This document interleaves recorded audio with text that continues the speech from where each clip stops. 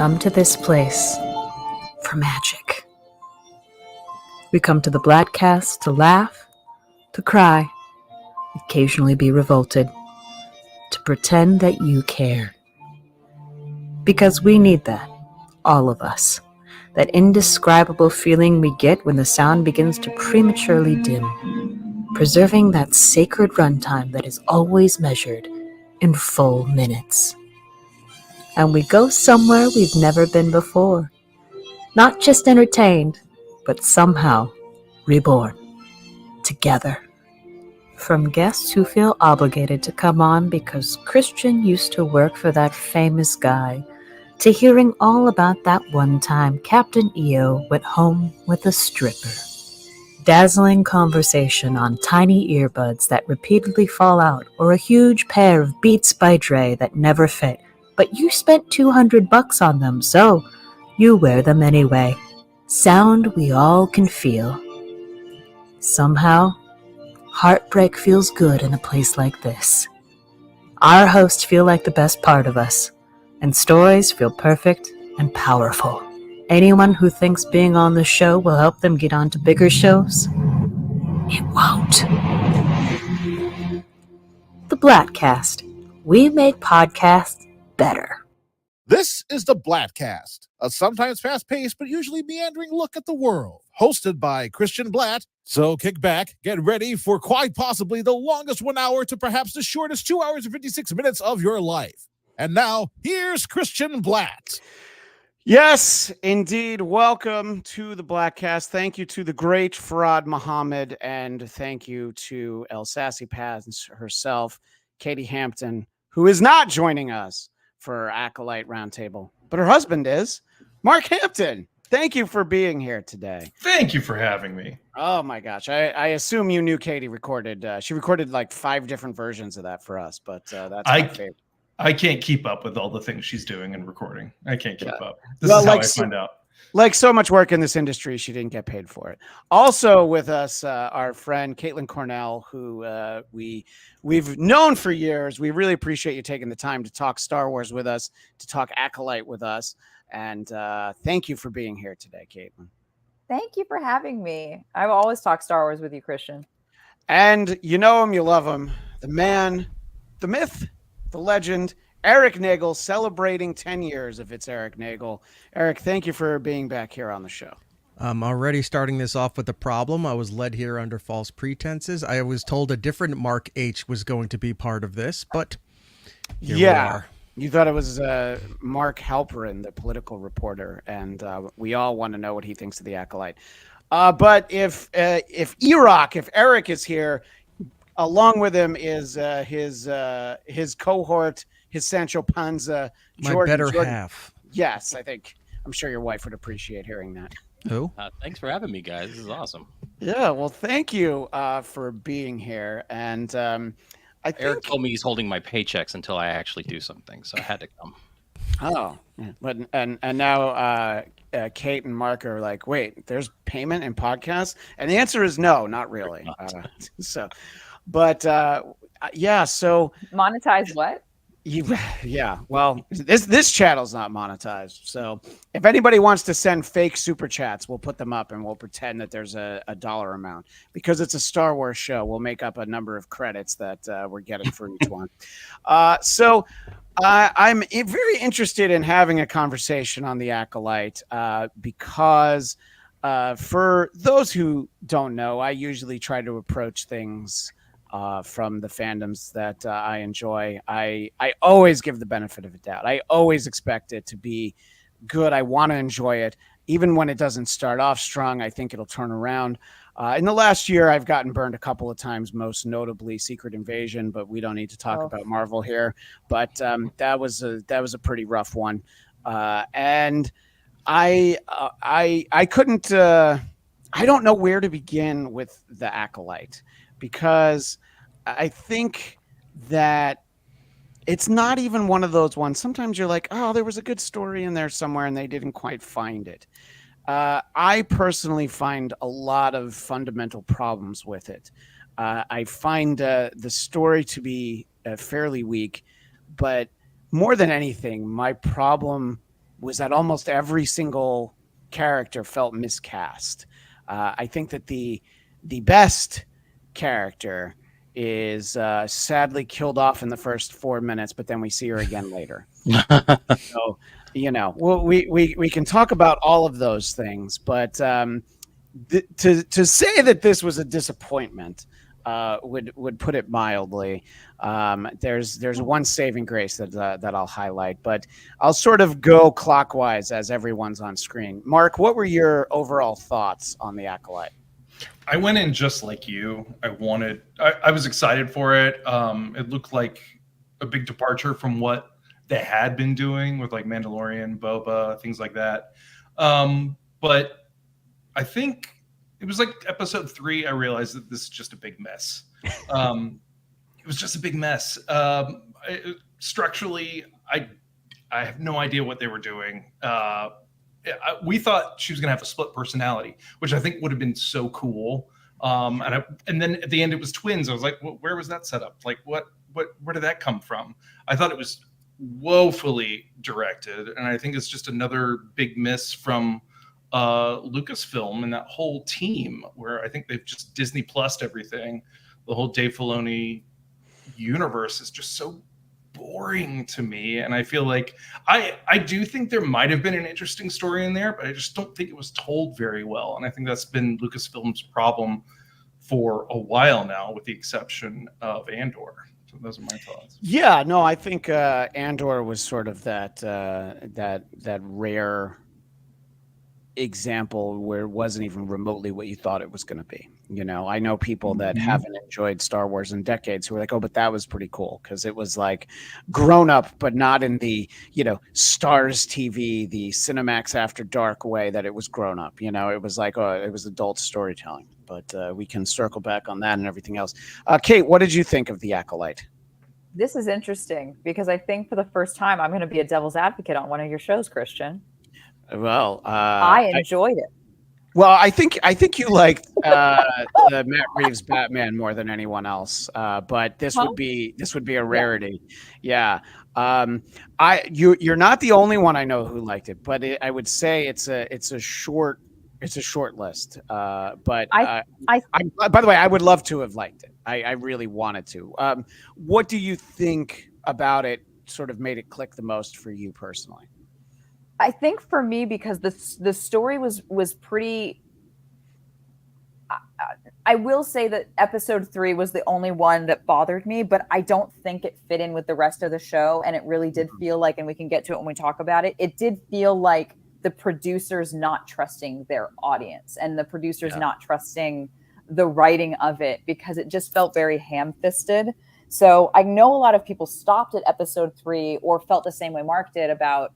It just felt like it was all a mess. But if you take episode 3 out of it and just look at the whole thing, I feel like having it be a mystery, like you're solving the crime of who's the good guy, who's the bad guy. I thought the villain was really interesting. And then at a certain point, you didn't know who the villain was. And I felt that it wasn't as ham-fisted of they were going with what the prequels had kind of started to do. But I think through bad casting of the, or bad direction of the prequels, they weren't really able to.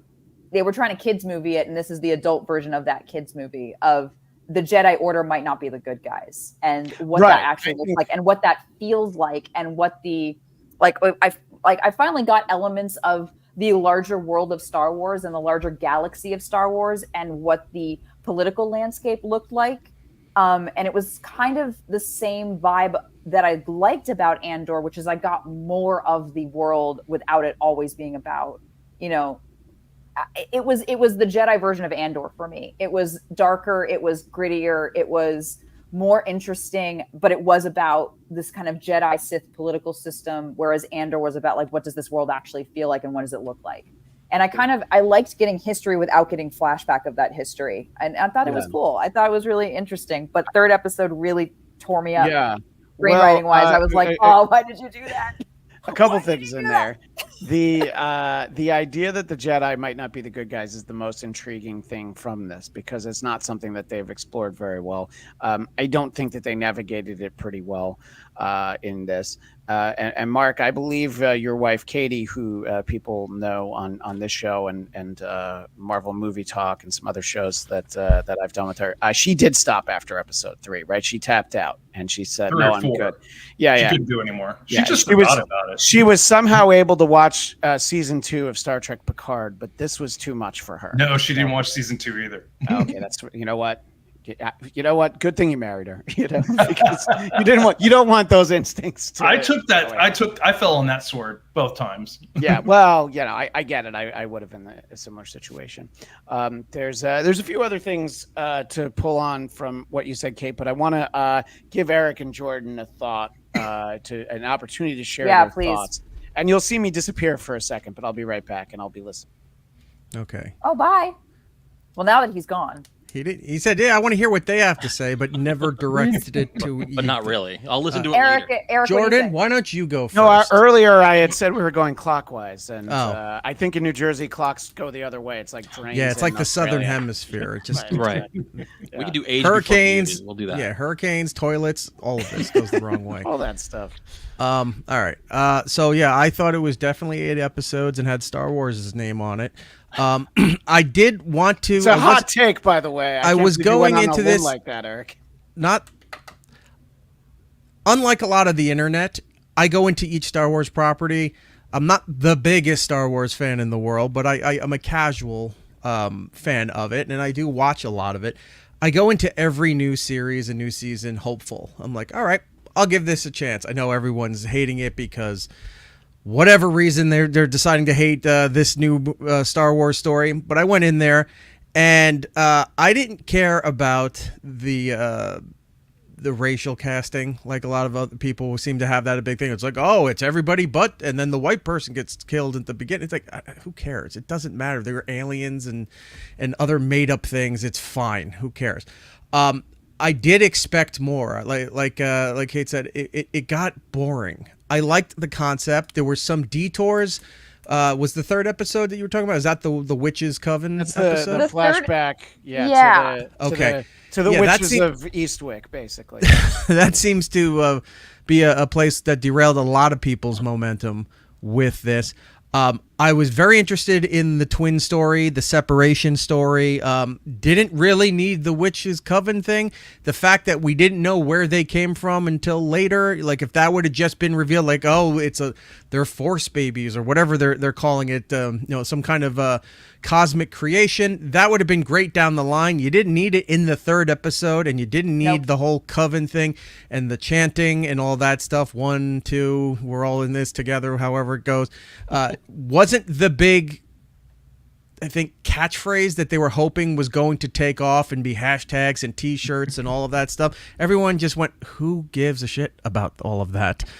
Focus on the 2 kids, focus on the new Obi-Wan with the guy from Squid Games, and you would have been fine. The lore, and not even revealing that much as they did towards the end of the season in the 1st season. You could have saved some of that for the 2nd season and still been okay. Well, why do you never save things for the 2nd season? Because you don't know if you're going to get one, and I would be shocked if they're going to get one. In certain franchises, that especially Disney, they're going to continue it. Whether you want it to or not, they're going to. It's not like we loved this show on Netflix a while back called 1899, and we were all involved with it, and then it had a great cliffhanger ending, and then they're like, yeah, we're not going to invest in that anymore, so we're just going to cancel. And they go, why am I wasting my time on all these new shows just for all these networks and streaming services to cancel it?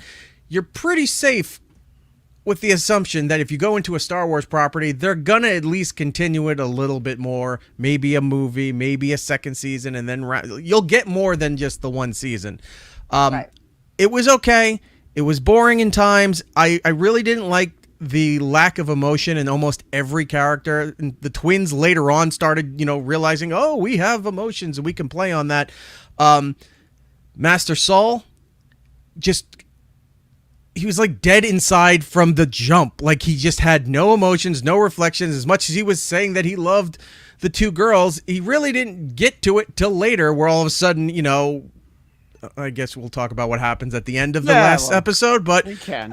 that's when he started to, like, it's like somebody lit a fire under his ass and he started to become somewhat of a human being or whatever they are in this time now. I know he had the language barriers. I know this was the first time he was doing an English role, and I fully understand that. I wasn't even having an issue with some of his English and the flow of his cadence stumbling. That was nothing. It's just when stuff was happening, he was very dead faced, very wax figured, no emotions, no reaction, and that takes you out of a lot of it too. You want people screaming and yelling and panicking or happy and stuff going on. That's part of the whole storytelling, and everybody just kind of fell flat with all of this. Yeah, and I think that one of the reasons why Lee Jung-jae was great in Squid Game was the huge range of emotions and how much we could connect with him. He was going to die in every episode, so of course he had to be alive. Yeah. Like here, he's like, well, I might survive till the end of this, so I don't really need to put in the effort. And I want to be able to be forgiving of the language barrier, but I think because of the way that he delivered everything, I think if he had like an emotional performance and that was the way he spoke, you'd be able to do it. But the sort of deadpan monotone everything and the way that it just feels like a struggle for some of the lines to be delivered, I felt like you said, Eric, we really didn't get a sense for that character until the end. And even so, I'm like, I don't know if this meshes. And it was too little too late at that point. So before we go down any number of possible rabbit holes, Jordan, what did you think of The Acolyte? I'm kind of split between everyone else's opinion and Kate because I like the overall idea of this show. Yeah. But the problem is the way they told the story. This 8 episodes feels like a prequel to something better. They set up so much stuff for something better. Right. And we're not promised that. We're not promised the something better. We're going to get what we got. Episode 3 was kind of a halt to what it could have done. Episode 7 was the same way. You don't put a penultimate episode to the season, series, whatever, ender, and have it be a flashback grind to a halt. You're almost watching the same episode as episode 3, but from a slightly different point of view. And it wasn't as interesting at all. And it's frustrating that this show feels like if you don't know history, canon, 1,000 texts of other things, you don't get it. You don't get why the lightsabers went away. You don't get the lightsaber whip. You don't get any of this stuff. Now, things like the monotone nature of the Jedi, I can forgive because this is High Republic Jedi. They're supposed to be emotionless, robotic, very calm, at peace with themselves. So maybe the emotion is not going to be there. The problem is when everybody's a Jedi, you have to have a contrast. Yeah. And there was almost no contrast to that. So you've got nothing but white bread all the way to the end, and then all of a sudden it's done, and you're like, okay, what else? So it's frustrating because I like it, but I don't at the same time. Like, I feel bad for the audience that doesn't know all the stupid inside and out like I do. And there's a lot of stuff that I don't know. I've seen a smattering of animated stuff over the years, and I haven't read any of the novels in the 21st century. I did pretty good into the 90s, and then it was just too much to keep up with. So there's a lot of sort of expanded stuff that I don't know, and it's sort of some of the things that might be referred to. So I think that with the casting and Carrie-Anne Moss, I feel like was the best character in here because I felt like she was very well realized. And at first I really was like, wow, they killed her off in 4 minutes. We do see her again. And I do find that to be an interesting character, one of the more interesting. But I think the fundamental problem goes back to what I was saying and what I started saying. Probably I gave it to episode 2, but I just felt, I'm sure she's great in other things. Amandla Stenberg, who played both Osha and May, I felt like she wasn't capable of portraying one character on this show, let alone 2. So every time she was on screen, I was just like, this is tough. This is a little hard to watch. And I don't usually try to be overly critical on acting performances except for Madam Web. But outside of Madam Web, I usually do. Madam Web, you can't help yourself. But outside of Madam Web, and it's just, it just was so stark just how much of a misfire this actress seemed like for me. And I found some of the characters on paper. It didn't matter the actor that portrayed them. There's this character Yord who is like bro Jedi, and more so than May and Osha is Sith Lord Jason Mendoza from The Good Place. Blake Bortles. Love him. Yes. Love him on The Good him. Place. I love him to death. It came as close to making us care about the Jacksonville Jaguars as anything ever could. And I think before the big reveal that he was the actual, Dark Lord, Sith Lord, I don't think they use the word Sith at this The point. stranger. Yeah. Yeah, He was that's more his name. fitting as that character, as sort of the lackey, who is working with May. Did you find the reveal to be really aggravating? Yes, I did. Because they we all telegraphed it right before it was going to happen, and you're like, oh, really? Surprise. Yep. Yeah, there were none of the M. Night Shyamalan reveals connected on this show. There were a few. It was very clear. And I mean, some of them weren't that hidden. Like when May switched places with Osha, there's probably people that didn't quite get it, but you pretty much got what had happened. But yeah, I thought that as much as I've enjoyed him, I've really only known him from The Good Place. I was like, well, put the helmet back on. This might work. If you have the helmet on. Mark, it might be in Star Wars design. Like once you get when you get the close up in episode 6. Yeah. And so I mean, I think cool. that because it's sort of like a DIY, helmet. You know what I mean? It's This not. is how nerdy I am. I actually pre-ordered that helmet. I have it coming from a. You were Entertainment wearing Area. that on the next show. Once it Hell comes yeah, in, I you will are. gladly do so. It's, I was wondering if you were getting it in time for Comic-Con or other event, but no, they don't have it releasing until next year. That's the downside to some of this stuff. They like, oh, we don't know if it's going to hit or not, so we'll put it together and then you can pre-order it, but you got to get it a year later. By that time, you don't know that you did it or you don't care, and then you got a big box sitting on your doorstep. So. Well, let's focus on some of the characters, but also the characterization. So the characters that were clearly on the page and the way they were brought to the screen. Mark, am I being overly harsh for the twins? And as I like to say, Sith Lord Jason Mendoza from The Good Place. No, you're just commenting on what you were given. I think Amanda Stenberg is a very good actress. I think she suffered from the same problem that everybody suffered. The tone of the show was so bland and boring. Forgive the phrasing. It had no nuts, had no edge whatsoever. Sure. And I think she was just a victim of that, unfortunately. I thought Sith Lord Jason Mendoza was the most interesting character on the show. I don't think we got nearly enough because it's all about, the seduction to the dark side. I mean, that's what's going on with Osha.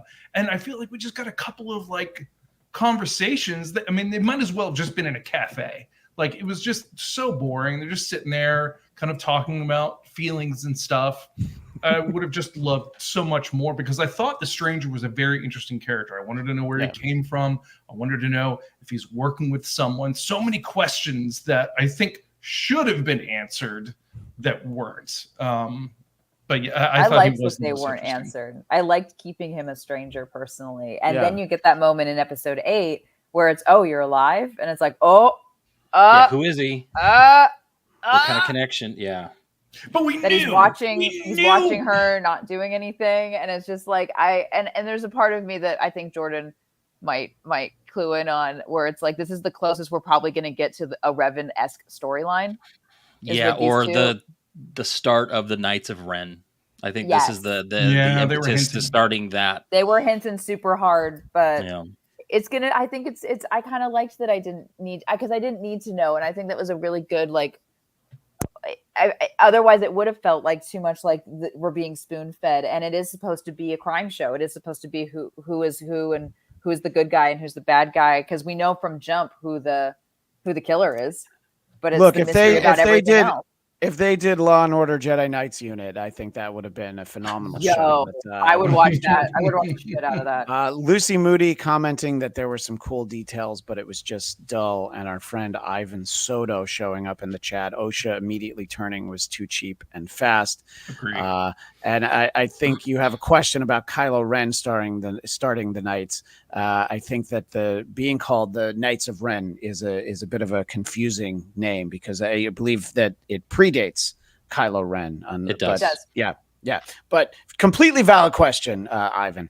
I wasn't even sure of my answer as I was giving it. Kate, as someone who seems to have enjoyed the show the most out of the five of us, not seems to, it's proven. Which characters do you felt like worked for you? And it can obviously be the ones that we've already been critical of. We want to hear all the different takes on this show. So please let us know who you felt worked best for you. Well, what's interesting is like it's when Jordan said like I don't know if people who don't know the lore enjoy the show as much, or I think it was Erik that said. Sorry, it was Erik that said that they. I'm not sure because I do know it, so maybe that added to my enjoyment of it. Like the easiest thing for me to point out is the lightsaber whip is from Legends, and I'm like, oh, that's cool. If I finally see it. And hearing like the power of two and starting to really get like what the Sith lore was, and as a fan of Clone Wars and later Rebels, like it was kind of cool to kind of see that laid in. But I really enjoyed taking episode 3 out of it because it is extremely problematic, and I do not think it was originally there. I'm one of those people. I do not think that episode was in the original arc. I feel like they were trying to do like an almost Rashomon like effect to this show where you get information piecemeal, almost like interrogation style, like you're getting other people's perspective and then you get the full story, and no one is really right in their viewership of it. But I do like how they were arcs that started like Yord and the Jedi female who was hanging out with Jackie. Osha a lot, Jackie. And thank you. And you kind of get a great left to right moment with Yord of like, we have to go back, we have to help them. And I thought that I don't think Manny did all of his lightsaber fighting, but whoever was his stunt double really handled the choreography really well. And I felt like it's some of the most interesting choreography of lightsabers I've seen in a really long time, but it still kept it in the time period. Like the Wookiee fighting was definitely style like Form 1 with the broadsword, but you still get a lot of variety of what the training actually is for the Jedi without them kind of like hitting you with it. But I do like with Yord, you get this great left to right moment of like, I have to do my job and no, we have to go back. And he chooses to follow her and go back. So he does actually like go away from what his original like motivations would have been and does kind of rebel a little bit. And it's the first time, like it was a brutal death. Like you get attached to these characters in the first 4 episodes and then you see them all just get obliterated. And then I've had the feeling at the end of episode 5 of like complete loss because it's almost like a Psycho moment of like the killer is in the house and I've lost my protagonist and I don't know who to follow anymore. And I don't know who's right and I don't know who's wrong. And I just thought it was really interesting, like as an audience, because I was like kind of holding my head up and going like, what do I do now? Like, what do I do now? Like I lost, like she had all this like band of merry men and now they're all gone. And now she's with the villain and then May is with the good guys, but the good guys might not be the good guys. And like, It put me through this emotional state. And it was because of the way that they built all the characters up and then were willing Game of Thrones style to just like take them away. Like Jaime Lannister was a good guy. Like, is he? What? So I kind of felt like maybe it wasn't executed to the best point. I feel like they definitely got a little scared that the audience wasn't going to follow. So they felt like, oh, we need to get the information in on the Coven and we need to get like Osha's side of what she sees. I wish that was built better, but it wasn't. But I feel like they got freaked out of like, we want the story to be this kind of mystery that we then start to slowly reveal. And then I think people got nervous that people wouldn't understand it. And then so you get these kind of like hits of information that feel out of place. In the Too Little Too Late department, I would agree that in episode 8, I thought that the lightsaber battles were some of the best that we've seen in an incredibly long time. It was like, oh, I dislike this show so much at this point. It hasn't won me over, but it certainly was them putting their best foot forward at the end, which, a lot of shows do as they try to get another season. Let me bring in some questions in the chat before I go to Eric. Lucy Moody trying to do Rashomon is first year film student hack shit. That's Lucy Moody's comment. And Ivan Soto, thank you for giving us this insight. Manny Jacinto, thank you. said the stranger, Jason Mendoza, said in an interview, I believe he did almost all of his own stunts, even when he's under the mask. I think that's great. Great. And let's go to this. One thing that was perfect in this show was without the fight sequences, because I always wondered if Jedi could even fight without lightsabers, like if they only relied on their powers. As we are still sort of speaking on the characters and the actors portraying them, Eric, what stands out for you, good, bad, ugly, indifferent, in terms of the characters that make up the show? Well, problem I was having with a lot of this, it does involve the storytelling, the pacing a lot. It seems like in every aspect of our life now, say what you want about wrestling, writing, storytelling, techniques seems to have invaded every aspect of other storytelling, even our political climate, our daily lives on stuff. Having it I do where like it's wrestling. Maybe that's me. Oh shit. Well, by the way, just to interject, Eric, I think you're way out of bounds because obviously we haven't seen one of the most iconic wrestlers introduce a presidential candidate at a convention within the last week. So was that just a week ago? Yeah. It feels like 10 years, but yes. So yeah, I do agree with that. As someone who, I only ever really liked Hulk Hogan's Rock and Wrestling, the animated series. I don't know that much about wrestling. I'm almost 50. Oh, Jesus. But Eric, please continue your sentence. I'm so sorry. You just blew my mind for a second. No, but it's okay. But yeah, it's a great point. So what I was saying is about wrestling seems to invade a lot of other aspects of our lives and storytelling. This whole story was very muddied, where it's like, well, the Jedis we thought were good are now bad, or are they not good, or are they not bad? Like, it's always like the hero, anti-hero. Everyone can't be the anti-hero in all of this stuff, because then everyone is exactly the same. And some people could say, well, there's never a clear-cut winner or loser, good guy, bad guy, whatever, because that's how real life is. We're not watching any of this stuff to reflect real life. Maybe some things that come out of real life, but we're not looking to watch real life. Otherwise, we don't need to sit here and watch this. I'll go out to the park and just watch real life unfold and see the same nonsense that I'm seeing here. So when you're having like, well, is the stranger really that bad? Or is he just, a product of like religious nonsense, political nonsense, whatever was going on? So now he's rebelling against this. And are the Jedis really the bad guy? Or it's like, you can have clear-cut storylines sometimes. Not all the time, but you can say, all right, we know this is the good person, we know this is the bad person, and we know these are the good and bad entities. And yeah, they'll do good and bad things time to time, but we have an idea of where this all falls out. This whole story makes everyone a suspect and then makes everyone guilty of everything at the same time. So it's really hard to figure out who you're going to root for or who you're going to follow and who becomes the interesting standout that's against the backdrop of all of this stuff, because line them all up, it's just like they all look exactly the same as far as the story's going.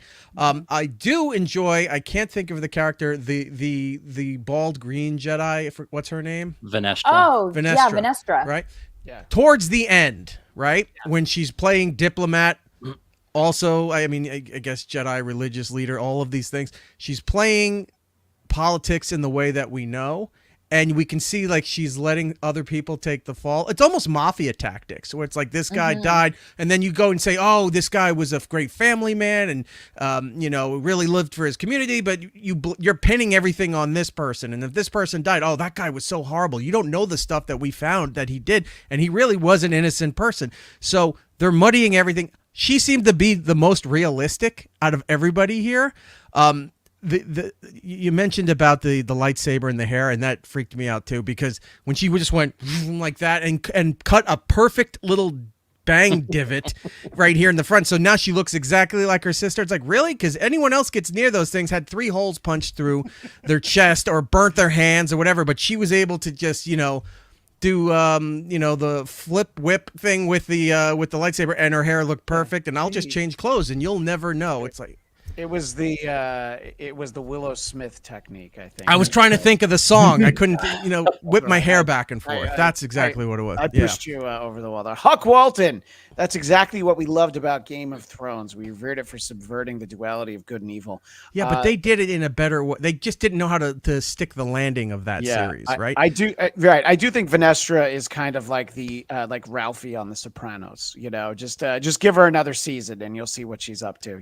She's planting evidence. She's prepared to lie to Master Yoda. Spoiled for the last shot of the show. Yeah, and the next season we'll find her head in a bowling bag buried somewhere on Tatooine because Yoda's just like, I can't deal with this anymore. We had to make her disappear. If they do a Pine Barren style episode on Hoth, it'll make up for something that I'll focus on next.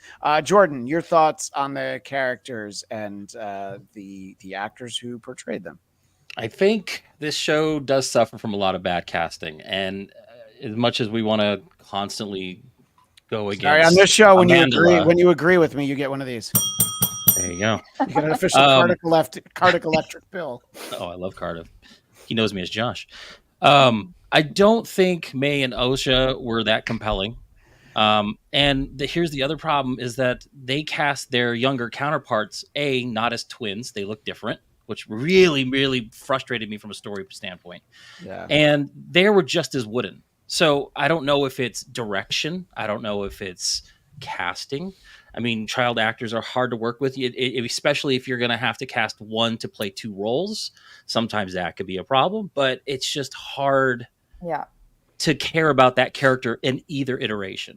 The director of those 2 episodes was, I believe, really inexperienced. He's done a feature, a couple shorts, and is actually known as a YouTube commentator. Like, he does video analysis essays on mostly editing. So that's why I feel like the episode 3 wasn't meant to be in there, because the visual language between the 2 episodes, 7 and 3, were completely different, and they were very tight. So I feel like he wasn't experienced enough to direct the actors effectively. Yeah, and I think that this story probably still would have had its same issues, but it should have been told in 8 episodes. Episode 3 and episode 7, combine the 2. Give us a longer episode. This whole reason to change the run times constantly makes no sense to me. One episode could be 30 minutes, the other one's 45 minutes. That's just bad storytelling. And it means you just don't know how to create a larger narrative. And that really frustrates me. Less time than you thought they would. I mean, some of them, like I like the choreography of the show. That last episode was very, Crouching Tiger, Hidden Dragon with lightsabers. It was cool. There was that one shot where he's coming down on Soul and Soul doing stuff. Yeah, I saw strings. Cool. It's hard for me to nail down a character that we haven't talked about. Like, I like the Stranger. I like Kamir. I like the duality of his character, where when he's not in the mask and he's trying to kind of push May into doing things that he's trying to guide her, to try to vet her out as the one he wants as his acolyte. It's kind of cool to see him try to pull those strings without getting involved. He's like, hey, you got to do this thing. The guy told us we have to do it this way. And he's kind of pushing her. So they telegraph who he is almost immediately. You're like, oh, yeah, that's the guy. But he's cool. And then when he's under the mask, he's cool, calm, collected. He's got, it's like he's in a sensory deprivation mask. So now he's focused. When he's out of the mask, I think he's unfocused because he's constantly thinking someone's checking in on me. And that could be part of his upbringing with the Jedi Order or not. I don't know. We don't know that. And that kind of speaks to his character, and I kind of like that character. He was the Padawan to Vanestra. Yeah, Vanestra. Right. Yeah. I found OSHA in the helmet, in the sensory deprivation helmet, to be a fascinating concept that they didn't do nearly enough with. It was sort of like, I'm like, oh, well, we'll get back to this, and we wouldn't. Well, as we talk about the characters, there is one that I think, and I'm on a text thread with a few Geekscape regulars, Jonathan London, Ian Kerner, and a few other people. And there's one character that we all went back to week after week. And that, of course, is Basil. the hunter. He is consistently, it was like, wait, I sniff out some really bad exposition. I'll help you get to the bottom of this next week. Don't worry. I'll make sure that it's not there. And I found him to be, I don't know, just a breath of fresh air in a sea of, he had the most range. Banta turds. Yeah. I found him to be delightful. I found him to be entertaining. You want to do a standalone movie on the Basil Chronicles, please sign me up. I have no problem with that. Also, the creature effects in this show in particular, I thought were really interesting. I thought they delved more into like what the monsters of this world were. Right. And a lot of the effects, like that little like bird thing on the stranger's planet was practical. A lot of Basil was practical with like CG effects on like for facial expressions and stuff, but you could tell that there was a performer there. And I kind of like that they went back to all of like the practical effects and making it as in camera as possible, and being brave enough to not always have dialogue going. The Basil scenes when he's on the ship is a lot of silence and a lot of him just figuring stuff out and being, awesome. Huck Walton agrees. Yay, Basil. I don't know where I'd be right now if it hadn't been for Basil. I don't know. I don't know whom I would have sought for Jedi-like counsel and guidance. But also the Venestra's. Oh God, Jordan, do you know his name? The really cool guy, Venestra's little sidekick that told her maybe you shouldn't go into hyperspace because you get nauseous. He was lovely. Her consigliere. He was very fantastic. Yes. Lovely. Well, what I remember sort of realizing as this was unfolding week to week, everyone here, even Kate, who enjoyed the show, is very critical of episode 3. And I do find that to be one of the worst hours of science fiction I've watched in my life, keeping in mind that I've seen the series finale of Star Trek Enterprise. Sorry, Mark, but you know what I'm talking about. You know exactly what I'm talking about. I didn't write it. But I'm sorry. Let's go down this road really fast. What did you write, Mark? Well, I don't write for Star Trek. No. But what did you write fanfic of Star Trek that? Yes, I in high school I created my own Star Trek show about it would be Next Gen Universe, about the crew of the Excelsior. It's when I got into writing and fell in love with writing, and I actually wrote basically 8 seasons worth of like arcs and things like that. I have drawings. Was it captained by Solo or no? No, it's not Sulu. No, because this is it's the next gen timeline. Yeah. Okay. Yeah, it was captained by an admiral who was the villains were like terrorists. Had a little Picard feel, but they were like terrorist cells within the Federation. Picard season 1. Yeah, kind of better though. By the way, I'm sure it was. Right. But yeah, it was about Starfleet bringing this admiral back to head up this task force, and the Excelsior was the head of the fleet. The first time your wife Katie ever mentioned you as being somebody that we should have on one of our shows to talk about Star Trek, she led with that fact, and I'm like, how many seasons? Yeah. We definitely have to talk to Mark, and so I appreciate that. But back as to a this. Trek fan, I appreciate it. Huck Walton, episode 3, almost ruined the show. It didn't almost ruin the show. For me, it ruined the show. And the very smart-ass comment that I had on the aforementioned text thread was, you do have to commend the people behind the scenes for having the balls to take the worst hour in the history of Star Wars and repeat it just a few weeks later and give you that same story from another point of view, the story that didn't work, the story that everybody hated, and obviously they didn't know how it was going to be received. Go ahead. At one point, Jordan and I were talking about the last episode when it came back to the I call it like Witch Mountain or whatever the place is called. Escape from Witch Mountain. Yeah. So where the bridge is breaking and Saul's holding both ends of the bridge to try to save both the kids. And then he couldn't do the same bridges anymore, so he just went and put his super force powers over in this way. And Jordan brought up a good point. He goes, if he's holding two bridges and that's becoming too much, if he lets go of the bridge, that other kid can't weigh like what 70 pounds, 80 pounds. He could have just went and grabbed her instead of holding the bridge while yanking the other two and pulled them off of there. Instead, he held the other one and just let the other one fall to her death.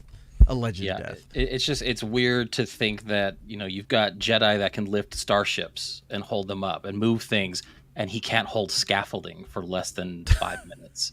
It's just there. And there he's are a very good just things Jedi. about, and he's not a Padawan. He's experienced, so he should have the wherewithal to be able to do that. So that is just a number of different choices in the story that takes me out of it enough to where I say I can't fully enjoy the show, but I do, you know, I find fault, which you're going to. Yeah, no. It was like, I just thought it was unfortunate because it put me in a situation where, you know, and Eric, you touched on it a little bit. A lot of the backlash against this show was for all of the wrong reasons. You know, it was it was the casting, not because of the performances, but because of the ethnic makeup of the cast. And I'm like, you've watched Star Wars before, and okay, after A New Hope, they started doing a good job, a better job with that. Let's take A New Hope out of it. Go ahead, Eric. At the beginning, as this was ramping up to it, and even after the first episode, the complaints online were, yes, the diverse casting, no white people. That's what people were getting upset about.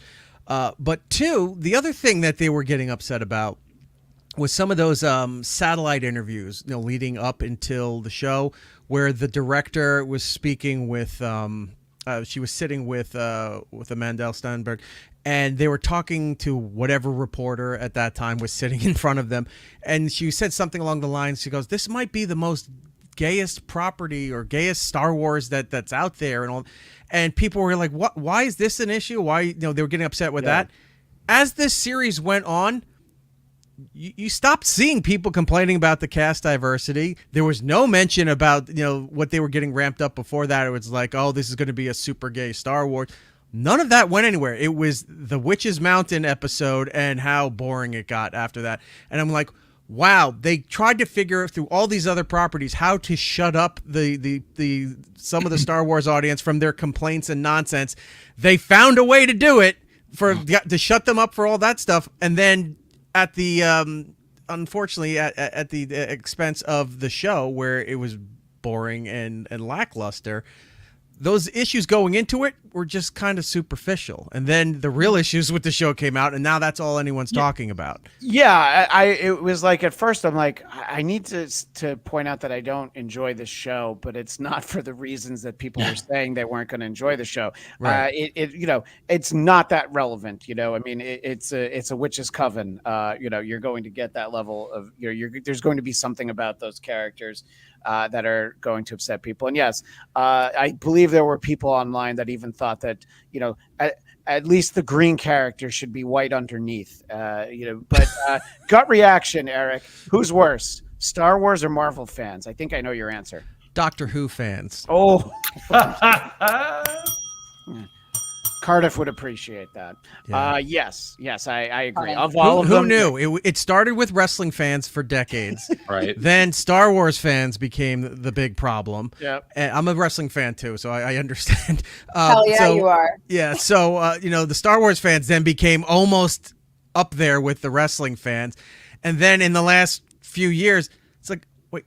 The rest of the world doesn't really know Doctor Who. There's pockets that do, but now this is up at a third tier on the internet of hate and vileness, and you go, where did this show come from with this audience just hating everything? Like, the other two I get, but this one now all of a sudden is giving the other two fan bases a run for their money. Yeah, well, no, that is actually not the answer I expected, but it is also. Which did you were going to say, Marvel? I thought your thought was Marvel. Because well, Marvel's fractured too, because you get the Marvel hate from the Sony Spider-Man stuff, which I think we all agree is terrible, and then you get, except for Madam Web, which was exemplary. Jordan, hit him with a chair. So the Madam Web stuff is terrible, but then you get the other side for the people complaining about the MCU. And I look, there were some legitimate complaints about where the MCU started after Infinity War and Endgame. but I think they've made some corrections, and I don't think Yeah. people are willing to give that a shot. Is like say they're trying to repair and redirect their course. Hopefully, Deadpool Wolverine, which opens this weekend, is going to be the thing that gets us in that direction. But just calm down.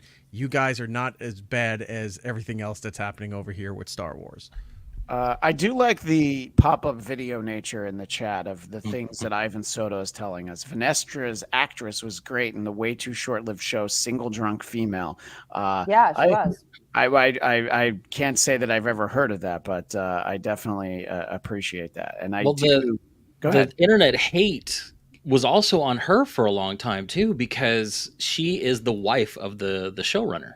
Yeah. Oh, Oh, So that's right. like Yeah, yeah. everyone's like, oh, it's this is a cast of, friends and family. Like, this is the James Gunn of Star Wars, where all his friends are making this show, and you're getting the job because you're married to the director. So- I mean, maybe And the hate on Tim YouTube. Burton. Like, come on. Yeah. Like, So she's well, they already do Great. for that one, so she's the Leslie Mann of this project, is what you're pretty trying much. to tell Yes. us. Yeah. Yeah. I actually didn't know that, and Yeah. I don't think she has enough screen time for her to have annoyed me, or maybe it's just because of some of the other characters. So, Mark, in terms of being overall largely disappointed in the show, what do you think they did best from your point of view?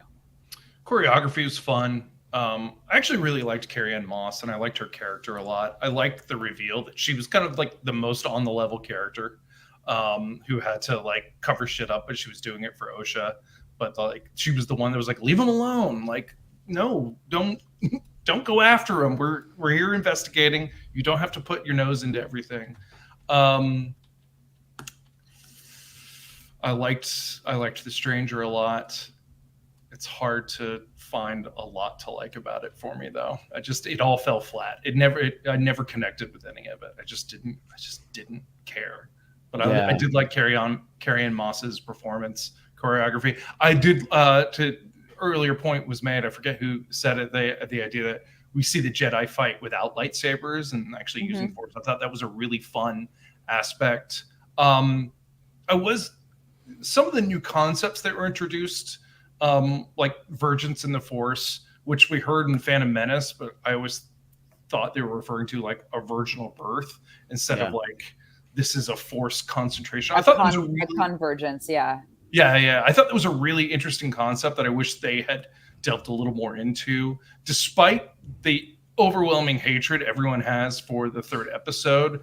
I was interested in seeing a different faction of Force users and how they view the Force, when they call it the thread. I would have liked to have known kind of like where they come from, their genesis. I would have liked to have seen how they created OSHA and May. Their powers, were they dark side? Like, because she was turning into mist. She was about to go to the island on Lost. I was like, well, that's new, and just no context for it. So I thought those were really interesting ideas that just didn't follow through with. Well, and that's what I think is the problem with the show overall, is that you have to depend on prior knowledge to enjoy some of the things, because that's a different faction of the Witches of Dathomir. They were exiled because the Jedi don't like other people having their powers. It's why they hate the Sith. It's why they don't like the Witches of Dathomir. That's why they exile these women to Brendok. You have to know all that to understand it, and unfortunately, they don't do a good job of explaining any of that. Yeah, but I actually don't agree with you, because they don't mention any of the names, and I think they're pretty good at like, of course there's Force users that don't utilize the Force in the same way, and it would allow like a different kind of viewpoint of what the Force is or what the Force could be. Like, they never mentioned Dathomir, they never mentioned all this stuff, and so to see a different part of the Force being utilized in a different way. And almost like the Virgins was never come into. I kind of liked that. I felt like at least with that aspect, they were really good at not like explaining too much and just allowing it to be like, there are other people besides Jedi that can use the Force. Not all of them are Jedi. They utilize the Force in this way. Cool. They do the hand thing. Great. That's all I kind of need to know. And so I'm not sure and maybe it's because I know the lore, so I could kind of tune it out a little bit. But I think they did a pretty good job to make it as user friendly as possible, because they weren't of Dathomir. Showing. Oh, sorry. Go ahead. I'm so sorry, Eric. I apologize for interrupting. I wanted to bring this point up because Jordan. I know I'm such an asshole. Jordan makes such a great point. I've watched every live action Star Wars. I can quote the original trilogy beat to beat perfectly. Can you sing B. Arthur's song from the Christmas special? No, I cannot. I have not seen the Christmas special. I thought you were a fan, Mark. I'm getting to that. I've only seen snippets of some of the animated series, and one of the biggest problems that I've had is that so much of the lore is in these animated series that I'm not familiar with. So like bleeding a kyber crystal, I knew there were kyber crystals, but that had no meaning to me. And everybody else was like, oh, same with like Plagueis. I know Plagueis has been mentioned, right? But if you haven't read those books, you don't know who the hell that is. Who's creeping out of the corner? I don't know. Yeah, some guy hanging out on this ocean planet behind the stone. That is one of the things I wanted to mention, is that that is sort of a kind of an inside character, but I guess the nod there is like, oh, this is where he gets the idea for Anakin. I mean, is that supposed to be our takeaway? Jordan, you seem to know that stuff. It's more of introducing the character of Darth Plagueis the Wise, the one that they talk about in episode 3. But what a tragedy. The tragedy of Darth Plagueis the Wise. Sounds like a King Arthur character. Pretty much. And the idea is that he is supposed to be very knowledgeable, and he's supposed to have this ability to be able to create life, which is what Anakin wanted to say Padme. So to kind of shoehorn him in, just like, oh, I peeked in on you guys talking about this. This is where I get the knowledge. Also, is kind of bad storytelling, because in the books and all the other lore, he knows that kind of stuff. He's wise to that kind of stuff. He doesn't just overhear it with two people just blankly talking about what happened. So that was kind of weird. It's nice that they introduce him. I hope if we get more stuff, they flesh that out a little bit more. I feel like that was like the Hail Mary. Same with the right at the end where you see the back of Yoda. Like, it's just, oh, remember these characters? Great. Remember? Hopefully, remember Yoda? But they ran out of the budget at the end, so it's just an original toy that they put off in the distance with the camera behind it. Saved them on CGI. Force perspective, yeah. Eric, what was the point? Force perspective. I see what you did there. Talking about that could be the name of this episode. I was talking perspective. about different factions, communities, civilizations, entities, all using the Force in different ways. We know it as the Force in of certain ways because of the Jedi and because of the Sith, but the Witches episode could have had the potential to showing that even though they don't call it the Force, but they're using it in a different way, even though it's the same thing. It's like religions here in our world, where there's some stuff that's in Catholicism, Christianity, in Judaism, in Muslim cultures, Hindu cultures. There's certain things that kind of share or are the same. All the other aspects are different, but there's certain basic roots of all that stuff that we all kind of share in this. And that could have been the thing. It's like, well, they don't know of the Jedi, or they're not really involved with the Jedi. So what they knew and what their civilization grew up with around there, they're using it, but in a different way. They call it something different and all that. That's interesting. That's great. Using it to just make space babies is terrible. And then infecting people's... Well, I don't even think the Force stuff was when they got into the one guy's mind. That was just their witchcraft stuff, right? Yeah. I think so. Force. Yeah. It was which is it's not a Jedi mind trick, to borrow a phrase from elsewhere, but I think you're right. There are some of those commonalities here in the real world, like the different religions. I believe every holy tome and every religion says that you can't wear white after Labor Day. I'm not sure, but I do believe that is the case. So this would be an example that we see in the Star Wars. Well, then look at the Sith. They're good all year long wearing black. That's true. Huck Walton, pop-up video, which I appreciate, not being the only one who knows what that is. Kate, do you know what pop-up sound effect too? The bubble. Kate, do you know what pop-up video is? I feel like I'm about to. No, it was on VH1. It was a show. VH1, baby. Yeah. Yeah, They it would was a show sh- music videos and then pop up little factoids throughout the Yeah, video telling like- you where the video was Cute. shot or why this lyric was Right. changed or look at the Re- boots this guy's wearing. Recognize this actor in the background, that sort of thing. Right. And That's by the kinda way, cool. Huck Walton earlier disagreed with Eric, and he says Star Wars has the most polarized fan base.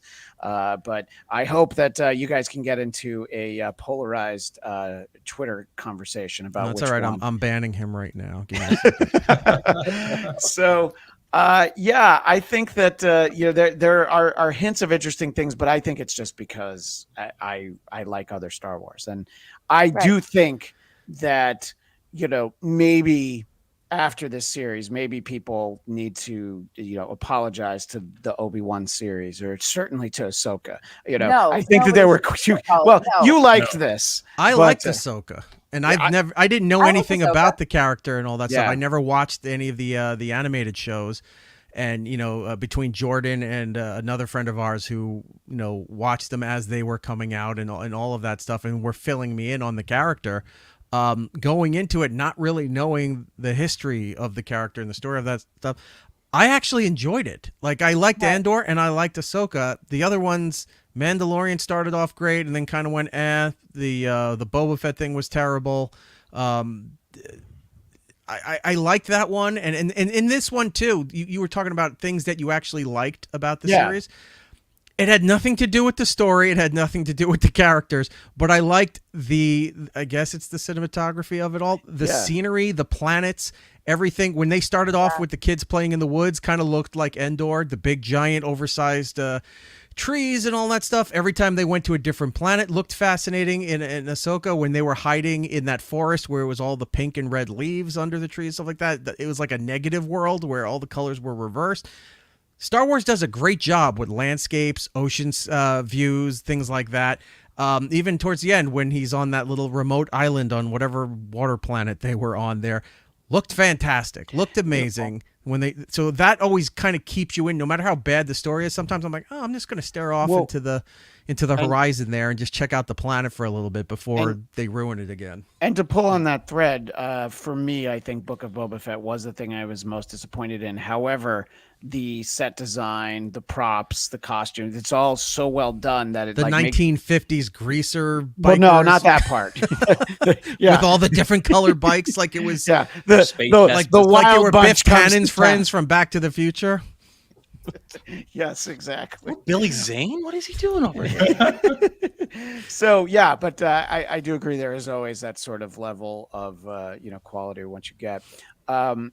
I want to kind of ask you, Kate, sort of the reverse, and Jordan, we'll get to you in a second. But because you mostly liked the show, was there a thing that was just, this was too much? You're talking about episode 3.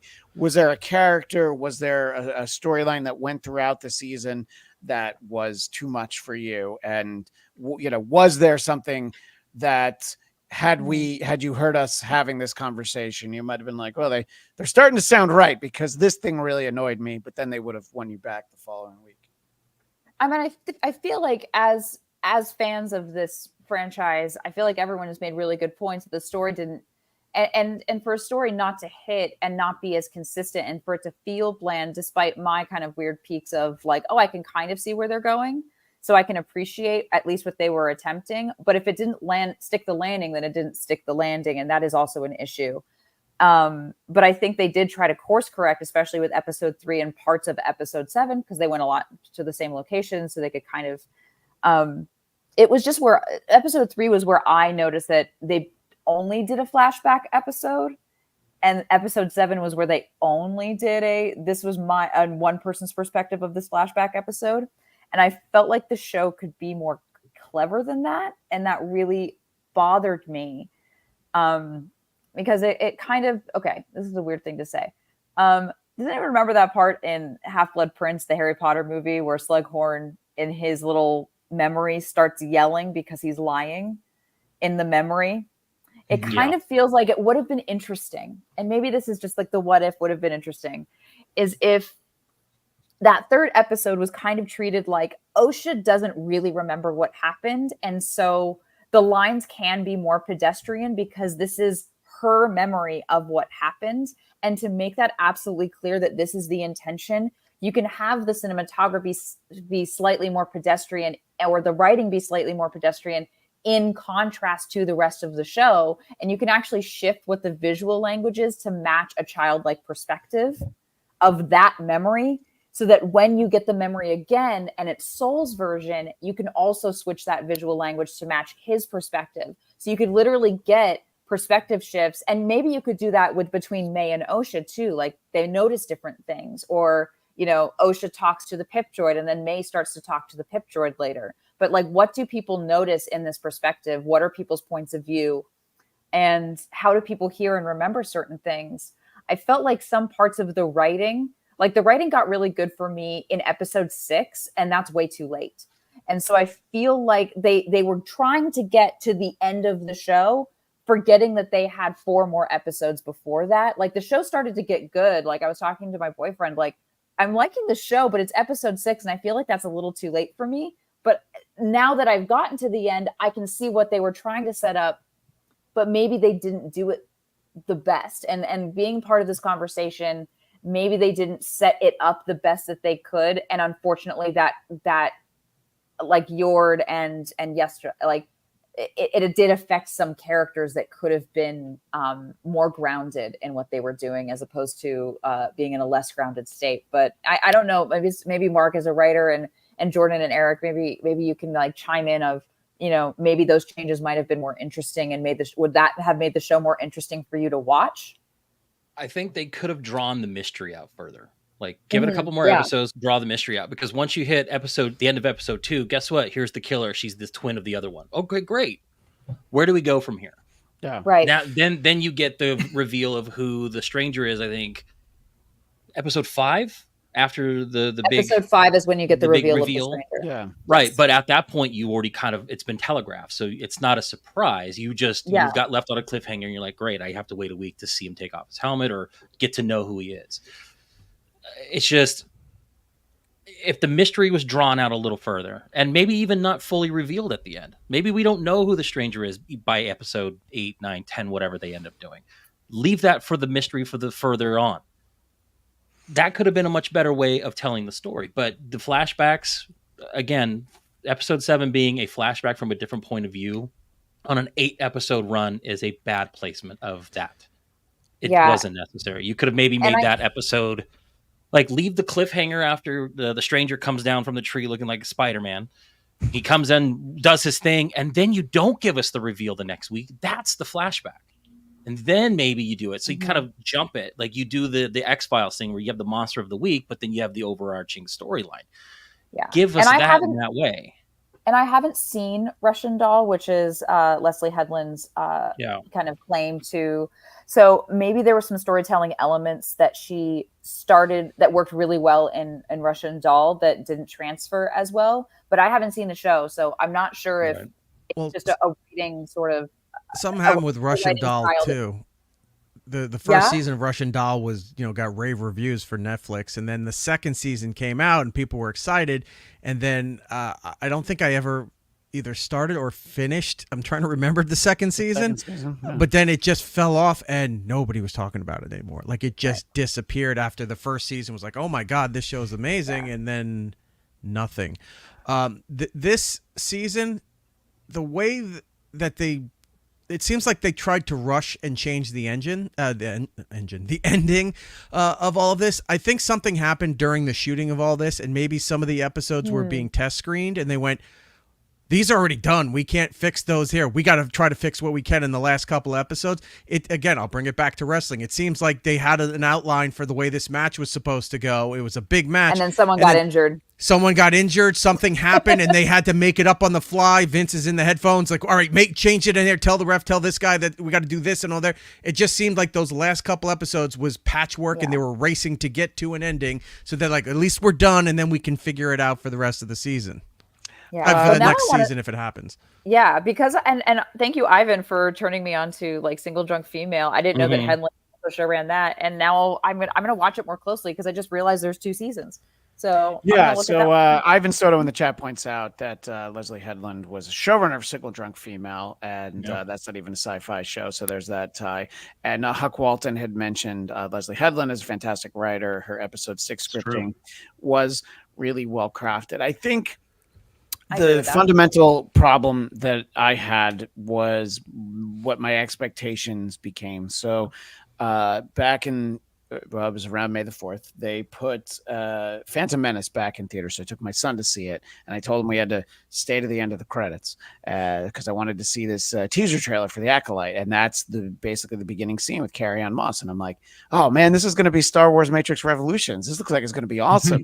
And then when you actually watch it, you're like, oh man, she was only alive for like 20 more seconds after that teaser trailer. And she was That's a pretty bummer. prominent in a lot of the I wish- advertising. yeah, Like that's I why wish it was they were really reversed. She was I wish Drew Carrie-Anne Barrymore. Moss was Soul and Soul was Carrie-Anne Moss. right. Would've been Yeah. Or great. just switch Yeah. places. That might have been better. Yeah. That probably would have been better. That's a great point. But I think we were talking about Leslie Headland, and she's a really good writer. I think this show suffered from way too many cooks in the kitchen because she originally pitched this as an Asajj Ventress story. Oh, that Yes. That's what she that wanted would to have been do. cool. And I have a feeling that the brain trust at Lucasfilm came in, well, we're not really interested in doing that because we'll probably do like an animated short or something like that. And Well, so Ventress I think showed up in the latest season of Bad Batch. it was So awesome. that Yeah. might have been So too that- much that's Filoni probably- crossover. So I think they meddled a little bit. I think because she's a very good writer, I have a feeling she probably went in with strong point of view, and they muddied the waters big time. Always Definitely. with the meddling. Always with the meddling. Asteroides, the show should have been a mini series. The format screwed it up. That's a Disney Plus subscription model screwing it over. It is only an 8-episode series, though. I think the idea that it was a limited event series could have worked a bit more. About Venestra could have padded it out to 2 3-hour episodes. They're going to bring Ventress into the live action. That's why Of course they are. she wasn't allowed to use the character. Yeah. And somewhere in here, our buddy Ivan Soto heard something about Filoni being involved and didn't like how the show is being handled. So that thought of, maybe test screenings or something, it could be Filoni finally was able to turn his attention and goes like, no, you guys are messing this up. And Huck Walton seems to agree that she got steamrolled. But do you think at some point the money handlers basically said you have to stop spending money? They spent $180 million on the series. That's like $22 million per episode, and some of the episodes don't look like they got the full cast of money on that one. Well, that's a great point, and I wish I was able to. I wonder how much of it was additional photography. Well, that's a great point. Everything With all the always has changes. that built into the budget, but some of the episodes were so short. I want to know how much that $180 million goes to per minute. I wonder if it was originally 6 episodes, and then they added the third one because it's the possible. same director as 7, but same set locations, but different writers than the other episodes. And I feel like they were with the way that the shots were structured, it was very, very limited visual language that they could use because they had basically like one hallway and a half, maybe. And then like a couple other scenes that were definitely more built out to be in episode 7, because then you get the A story, B story plot line of the 2 girls and Soul witnessing. But I wonder if it was supposed to be 6 episodes and the rest of the story was kind of beated out differently. And then because they took too long explaining what the story was, we need a flashback episode in episode 3, which is the kind of the only time they don't do the like day, night, teach, corrupt. Like it's just called Destiny. And it's like I'm like, okay, this doesn't fit within like even like the title structure of what you're doing. So I wonder if they felt like they had to lengthen to 8 because you can't just have 7. So they restructured the rest of the show. So I maybe that is what happened. Yeah. I don't know if anyone else has an opinion about it. No, I mean the episode numbers. I think in general, as much as I loved the initial Netflix Marvel shows, the first few seasons of pretty much all of them were about 3 episodes too long because there was a point towards the end of each of them where they like went off and did some other stuff and then came back around. It's like, oh, they all would have been amazing 10 episode shows. Some of them still worked very well as 13 episodes. So I don't have a problem with 6 to 8 episodes if that's what your story is. But to Kate's point, I could see, someone somewhere is like, well, these are really 7 episodes, but that doesn't sound right. So let's go ahead and have an episode of filler. What does any of the rest of you think about that possibility? I think it actually, I think they probably meant it to be 8 episodes. Actually, I think structurally, each episode kind of hits a beat of feature film writing. So episode 7, Dan Harmon famously in his story circle calls that the paying the heavy price moment. I think the paying the heavy price is finding out Saul is the one that's, I think return return. Yeah. And then, you return to your place of comfort having changed. Is the last one. But this is a tragedy. So the change, there actually isn't, or the change is for the worse because Osha goes to the dark side. So she doesn't, her ultimate dramatic arc is not one of positive change. It's one of negative change. It's a tragedy. Change. Yeah. So I think one of the reasons it feels murky is because the episodes are so short and you're dealing with some, what you think are heavy themes. And it's a critique I've had of most of the Star Wars shows, except for Obi-Wan and Andor, that they're just so short. I don't think they are allowing themselves to get into the meat and the nitty gritty of these stories. But I think structurally, they probably meant it to be 8. I think it was just because 3 and 7 to me just seems so meticulous to their grand design. I just don't think they stuck the landing very well. Mark, I think you're right. Because each episode lines up with a story circle component perfectly. Yeah. This is nuts. This is really cool, actually. Actually, most shows you watch, they're going to line up with, if they're serialized television, 8 to 10 episode episodes. 1, episode 2, matches each section of the story. That's really cool. Yep. Mm-hmm. Kate, I know you had to run momentarily, so I want to make sure we give you a chance to talk about Writers of the Lost Ark, where people can find you, and anything else you've got going on. Oh, yeah. I have a podcast called The Writers of the Lost Ark. And it's where I talk about. And for our audio audience, Lost ARC. I think it's important to make sure they understand. It's a play off of of Raiders of the Lost Ark, but it's Raiders of the Lost. It is. I had no idea. I was going to explain it to him later. My jokes are funnier, Eric, when I explain them. It's a visual gag. Just like everybody's jokes. Their jokes are always better when you explain them. And you need to know when I tell a joke, Christian, because you have to ring the bell when I do one. Thank you. And it's a podcast about me becoming a screenwriter and trying to look at intellectual properties and what we can learn about them in terms of story structure, character arcs, A plot versus B plot, how to write a MacGuffin, what makes a good object in a story. And we've gone through Indiana Jones. I did an episode on Dune, and we're about to go through animation as a medium, and we're about to hit Lord of the Rings and world building soon. So excited about that. And where can people find that, Kate? You can find that on YouTube, or if you like the Geekscape Network, you can find it on the Geekscape Network of podcasts on Spotify, Apple, or wherever you get your podcasts. Well, Kate, thank you for being with us. I am glad that her logo is like that. I had no idea. Look at that. That's pretty cool. For the This visual, all makes sense now. Wait a minute. Told you, it's a visual Hold it gag. up again for our Look at visual that.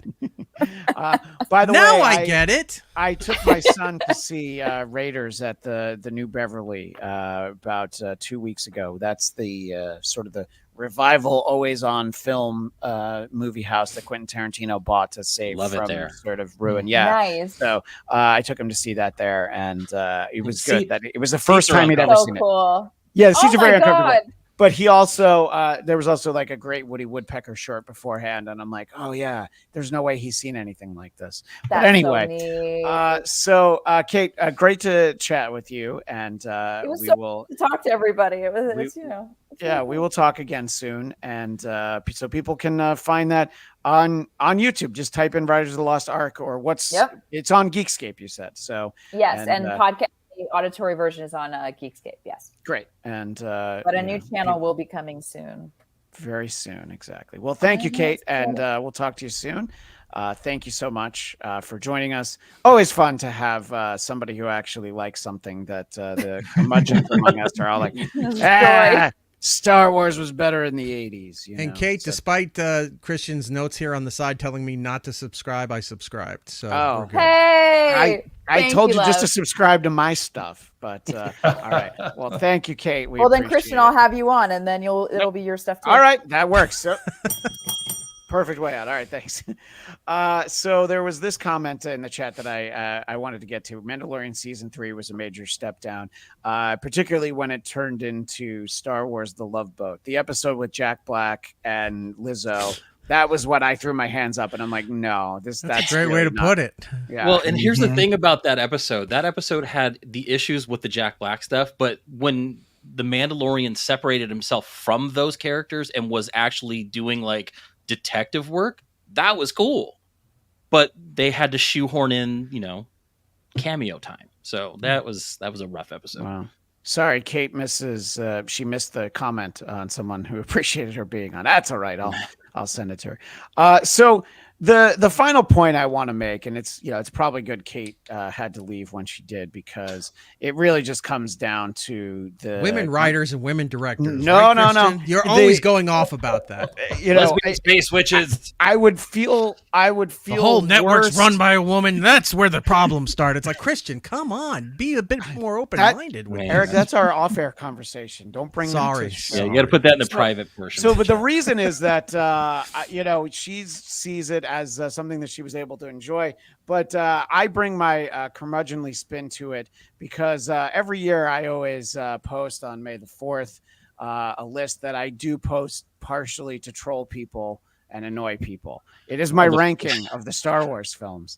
And, I hate this list already. You're supposed to, but it is honestly how I feel for the most part. I think you're trolling. Well, a little bit trolling. Return of the Jedi was my favorite when I was 7, and I stand by that. I have to point out, just because it says Last Jedi does not mean it has to be last on the list. You could put it anywhere you want. Unfortunately, it does mean that for me. Damn it! And I know that it's a very divisive film, and I usually shrug off anybody who really liked it. It's when they rank it ahead of any of the original 3, when they put it anywhere like 2 or 3. And by the way, Matt Kelly, who we know from Geekscape, Mark, I think it's his second favorite. And I'm like, Matt, I love you. But I wouldn't go that high, but I do. Yeah, that's what I'm saying. So the problem with the Acolyte is what it does to this ranking, because my list, just for our audio audience, goes Return of the Jedi, New Hope, Empire Strikes Back, Revenge of the Sith, Rogue One, Force Awakens, Solo, Phantom Menace, Rise of Skywalker, Attack of the Clones. Here's the smart ass part: Caravan of Courage, Ewok Adventure, Holiday Special, then Last Jedi. Well, I got to put the fucking Acolyte above Last Jedi now, and it just ruins my joke, I got to put Last Jedi above the Acolyte. The Acolyte needs to be. I've never enjoyed Star Wars less, and I've never been more. And mad. He put Solo at number 7, so that's pretty rough. That's definitely trolling. Oh, I hope so. That's for the That's if you really want to troll the audience, change the O's to U's. I love that Sulu movie. Oh my! So my thing would be that nobody has to go through and by the way, every year somebody takes the bait on that list, but I mostly feel that way because of how I feel about Last Jedi. But where is this for each of you? Is it this is the worst Star Wars, or you don't have Mark? I can't believe you haven't seen the whole Christmas special. I know what we're renting out a bar for Christmas time, and we'll have a Geekscape event because I think everybody needs to see the whole thing. Good. I'm there. But where does this rank for you, Mark? Is this the worst? It's just that simple. You don't have to actually go through a number order. Is this the worst, or you're like, no, it's just it's a misfire. It's a misfire. It's low. I think Ahsoka's the worst. I thought Ahsoka was just the most boring, uninteresting thing I'd ever seen. So I'd rank it above Ahsoka and maybe Boba Fett, and that's about it. Yeah. Yeah, that's fair. Yeah, I can see that. What about you, Eric?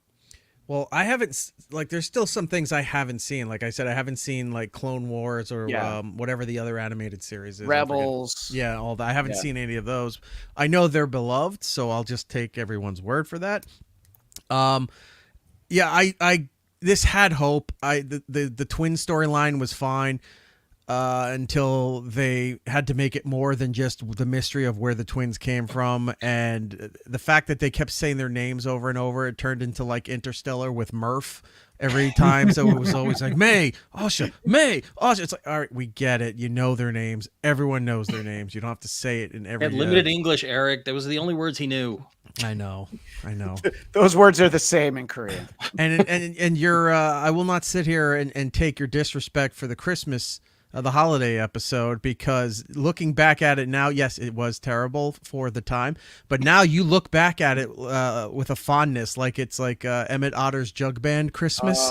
So you go in there and you go, oh yeah, that was just something they did in the 70s and 80s. It's kind of hokey and cheesy, but you know, people watch Hallmark movies that are still doing the same schlock. So you look back at it now with a fondness. I was like, yeah, the story's terrible, but it's cute to sit there and watch and reminisce about it. So I don't even think that's the worst property in there. This could be the worst property. Boba Fett could have been the worst property.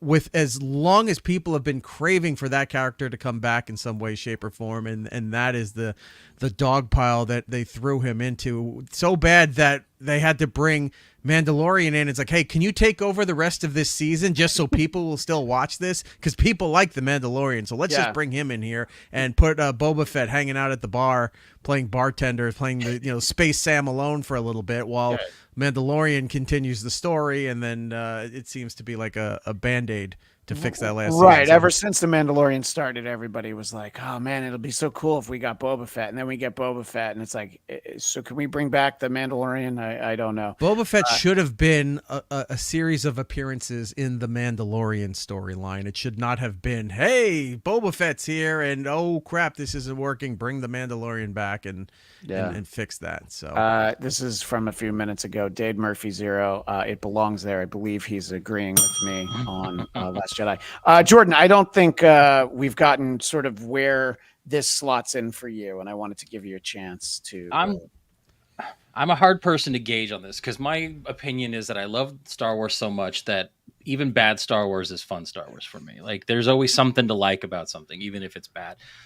I would say this ranks above Boba Fett. Definitely. Okay. Boba Fett, it's for me was probably the miss of everything because it just felt weird. Like this, the way they did every episode, everything seemed slow and drawn out. And then you bring in the Mandalorian in later season, and then you're like, okay, well, this is his show now because we don't care anymore. And they kind of ruined it like Halo, where they took the helmet off most of the time. He's just walking around without. It's like leave the helmet on the entire time. We don't need to see the guy. Oh, look, it's Mayor Boba Fett. No one cares about that series. I want to see him go on adventures, not try to figure out, Yeah, you didn't take him over a town. You didn't want him to be Dr. Fett Medicine Woman. That's not what you had signed. Well, now I do.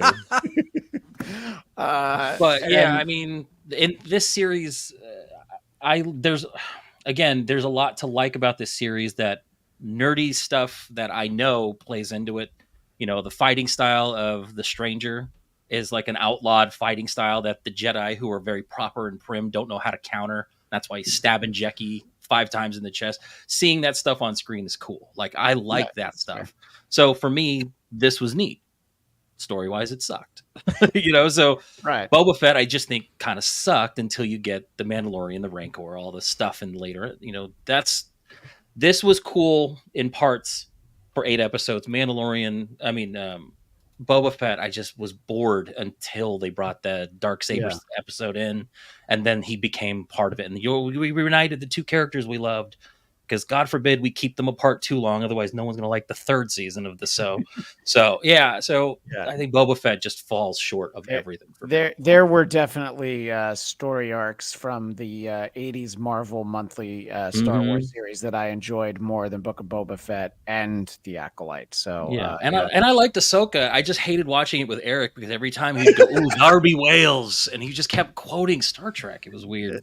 It was like you gave him the recipe for translucent aluminum? It's like, Look, how do she you know didn't he invent didn't? it? Yeah. Exactly. A keyboard, how quaint. Ivan Soto wants to know, will we be seeing the Lego Star Wars show on Disney Plus that messes up the timeline with Darth Jar Jar? That's why I'm glad you're here, Ivan. I had no I'm in. idea about that. I'm intrigued. It's not going to jump up to the top of my queue, but I am intrigued by that. I would definitely. Some of those Lego shows were actually really funny. Like I like some of those. One where like they're talking, two characters are talking, and Watto's in the back going red flags, talking about Anakin, and like that's hilarious. Like that's good. Ivan Soto, Ming-Na Wen deserved better than Boba Fett, and yes, she did. But she does have the hat trick of being a Disney princess, a Star Wars character, and a Marvel character, as long as you count Agents of S.H.I.E.L.D. So you can't take that away from her unless you do take Agents of S.H.I.E.L.D. out of canon, which some people have. But I know that by mentioning that, Ivan's going to go into a tizzy because I know what a fan he was of Agents of S.H.I.E.L.D., and so was I for the most part. Anyway, I'm glad that Ghost Rider, right? No, with Ghost Rider was fine. It was when they went back in time or the future. Is yeah, when it was went when they off go the into rails to me. whatever Okay. that simulation was. Oh, I was like, oh yeah, 6 episodes too long of that. Yeah, we're talking about the problems with 8 episode seasons. 22 episode seasons are the death of art. Which you would think it wouldn't be, because regular standard American television storytelling up until like a decade or so ago was 22, 24. I mean, it was 24, then they dropped it to 22 because they had to fill TV time through the year, plus try to meet syndication goals, because every show's ultimate goal for a network was to get it to syndication so that they could sell it and make more money off of it. Now you don't have to format it to 22 minutes, whatever it is, to fit the half hour block with the ads. So you having the ability to fluctuate the time and like, well, yeah, this episode's 25 minutes, but this one's 34 minutes, because you're able to tell the story the way you need to do it and not cut it for time for network standards, whatever. And they're still messing it up. Like how you have all the freedom and the relaxed structure to tell the writers to tell the story they want to tell it, and they're still not getting it. Well, I agree with all of that, but when you think about when people start compiling lists of their favorite dramas of recent years in particular, Sopranos and Breaking Bad would be shows that would be in the conversation for that. Succession is a more recent one that could be. Those are all 13 or less episode seasons. You know, in terms of network shows that get talked about like that, in terms of hour longs, the only one I really ever hear about is The West Wing, and I think it's hard to look at that as a whole series and say it was a great series. I think it was good at a certain point. So I'm okay if they feel they're telling the best story they can in 8 episodes. I would love to watch a 22 episode season and be like, it was great. I'm not talking about half hours. So yeah, I think that the 8 to 10 episode range, unfortunately, some creators feel that works for them, but that also makes them feel like they can write all of them, like Noah Hawley with Fargo and Legion, you know. And so I don't know what the right answer is. I just know that The Acolyte was not it for me. And Dade Murphy Zero, again, Gabriel Luna was great as Ghost Rider. There was a planned Ghost Rider spinoff from Agents of S.H.I.E.L.D., but we never did get to see that. And we all were hoping for Nick Cage cameo in that series, but we never got it.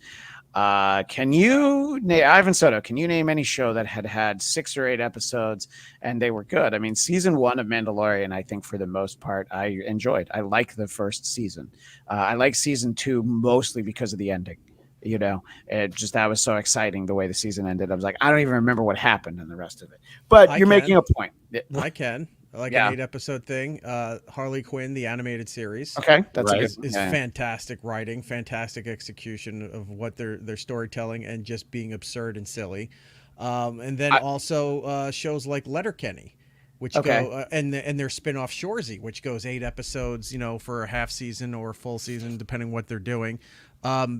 Some certain shows do nail the shorter format, and like, oh my, we can have fun with this, we can play with it. The episode lengths are different, and they get to the end where they need to be, and it's perfectly fine. So there are ways to do it. There's plenty of shows. I guess it's like one of you were saying earlier. Maybe it's meddling from from networks coming in with their notes like the old-fashioned TV days. Yeah, who knows? But there are shows out there that can do this. I'll stand by Peacemaker as an 8-episode series that I thought worked really well. So Asteroides makes a point. Taboo by BBC is a perfect show with that many episodes.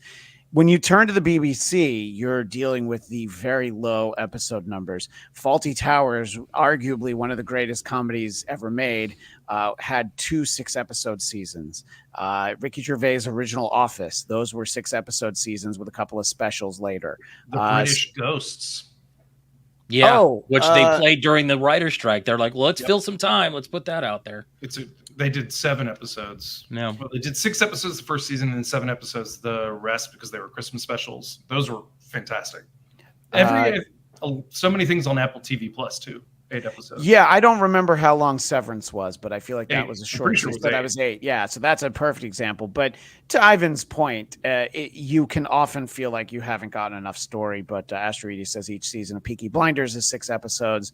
Same creator-writer of both series has written the Dawn of the Jedi script for James Mangold. And Ted Lasso, that was like an 8-episode or 10-episode season, and those nailed it home too. And they were like hour-long episodes. Yeah, they even have like an extra episode where Beard wanders around town at night, which it's like I didn't, it's like you. I think they had to actually add that in because they had agreed to a certain length that they didn't meet, so they kind of quickly threw together the Beards getting new pants episode. It was so weird. They actually got their episode order increased after they'd already broken the season, so they added the Christmas episode and the Beard episode, and they did it like after the season. But to make it fit in. Well, look at this. We got Ivan Soto to agree with us. That's true. There you go, Ivan. I feel like that would be the time to punch out tidy on the high things note. up. Yes, exactly. So, stick landing. Mark, what would you like to promote? Where do you want people to find you other than once I finally finish the final season of Star Trek Discovery, which I'm not even close to finishing, but I do want to do an episode on it at some point. That's a bad reaction. Yeah. I got 3 episodes in and literally forgot about it until you just mentioned it right now. Well, there you go. Sounds like you enjoyed it. Yeah, loved it. Amazing, just like all the other seasons. Yeah, you can find me on Twitter, Mark S. Hampton. I'm running screenplays right now. That's all I'm doing. And you'll be, as I will be, making appearances at the Geekscape booth at San Diego Comic-Con. And I want to say the booth number, but I don't want to get it wrong. So I'm going to look it up while I ask Eric. No, I know. I got to look it up.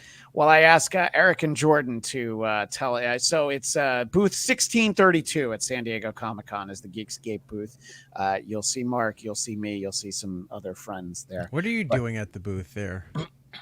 I don't know. I'm going to have a stack of resumes if people still take them. And, just going to hand them to anybody and everybody I know. Bagging buttons and T-shirts and whatnot. Well, there's going to be signings at the table, so probably helping facilitate things like that. But very nice. If one person wants a photo with me, I will. The Vegas line is set under, so we'll see how that goes. But Erik and Jordan, what would you gents like to promote? Well, unfortunately, neither one of us are going to be at San Diego Comic-Con, but we are going to be in San Diego like a couple weeks after that, doing our show down there. And down there for a radio convention. But the show that Jordan and I do is called It's Erik Nagel. You can find it on iHeartRadio, but it's available Apple, Spotify, all those places you get your on-demand content. And if you want to watch us live as we do the show, YouTube, Twitch, our channel's under It's Erik Nagel, all one word. You can watch it there, and you can watch the produced episodes, the final episodes, whatever you want to call them, all up on the YouTube channel there as well. And It's Erik Nagel across the board on all social media. And unlike some shows, if you want to watch the live recording, it's not behind the paywall, is it, Erik? I believe you don't have the paywall like I do. Well, it's coming. We've been talking about it. The live shows, to watch it live, yes, it'll be free. But as soon as the show's done, it'll go behind the paywall. All right, everybody else does. That's fine. Asteroides says, "Don't bother finishing Discovery. It was excruciating." That's not. And I'm sorry, I got to bring this one up. Deadpool. This is Ivan Soto. First. Deadpool and Wolverine will be my first R-rated movie. wish me luck. I don't want to see it, but it's now MCU. So yeah, I mean, I'm excited for it. Jordan's first R-rated movie was Barton Fink. Barton Fink. Wow. Me and my friends went driving down the street with it. Yeah. I honestly, we recently did a RoboCop episode, which I know I saw in the theater when I was 11, and I don't know if that was my first R-rated movie, but it's certainly one of them. You know, that is a movie that has burned in my brain because it was post-divorce with my parents, and my dad had taken me and my sister down to like Tijuana, Mexico, to kind of hang out and go do stuff. But we stayed in a hotel in San Diego, and he had fallen asleep, and I had the control of the TV, and it was the first time I saw RoboCop. I must have been 7 or 8. It was mind-blowing. It's still one of the best awesome movies that I've ever watched. So I love it. So, Jordan, your plugs are tied up in Eric's, right? Do you have anything individually before we say goodnight? I do. So when I'm not co-hosting with Erik, I have another podcast that I do called I'll Watch It Later. We kind of just watch movies that we probably should have been watching a long, long time ago. Things like, Casablanca, and, we just watched Maltese Falcon and things like that. So we kind of go through things that, you always say like, yeah, I'll watch it. And you never do. So you just kind of catching up on history. So we do all those kinds of things. We talk about our lives and what we see. And we go to movies all the week. We just talk about Twisters, and we're going to all talk about Deadpool because everyone's got our tickets. You can catch us Watch Later Pod on Instagram. I'll Watch It Later podcast on YouTube. And yeah, that's it. I was doing a similar show once upon a time for a network called Popcorn Talk that was part of AfterBuzz, and it was embarrassing, some of the movies that I had to admit that I hadn't seen. Like, Taxi Driver was one of them. So we covered that one too. I was like, why have I not watched this movie yet? It's fantastic. I have a list. I'll admit one to you. I've never seen Terminator 2. But have you seen Terminator 3? I haven't seen any of the Terminators except a couple years ago. I watched Terminator 1 for the first time, but that was it was 2019 when I watched that one. So yeah, I have a list of movies that I've not watched either. Well, it'll be our final point. And Mark, is there one that you have that you're like, yeah, I know I should have seen it, or do you feel like you've checked off all the boxes that I need to watch way more Hitchcock than I have. That's a great answer. Yeah, I've got all I got the 4K sets. Yeah, all of them. Nice. Yeah, I would say North by Northwest, Rear Window, Vertigo. If none of those are there, yeah, those are all great. Well, thank you, gents, and thanks to Kate for being with us. We appreciate all of that. In the weeks ahead, we will be having some Deadpool and Wolverine talk, but we'll also be having that over on the Geekscape Network. So make sure you subscribe in both places, and we'll be doing a special on the Jim Henson documentary that Disney Plus had with Mark's wife, Katie, my lady. Katie and Matt Kelly, also from Geekscape. So she cried a lot, just to let you know. Oh, okay. Well, that's good. I'm going to see if I'll ask for tricks to try and get her to cry during the show, because I think that'll be clippable. Nice. But anyway, thanks again to everybody and everybody in the live chat. Ivan Soto, Terminator, Sarah Connor Chronicles was good. I did enjoy that, but that is definitely all the time we have for now. Thank you again, and we will see you next time on the Bladcast.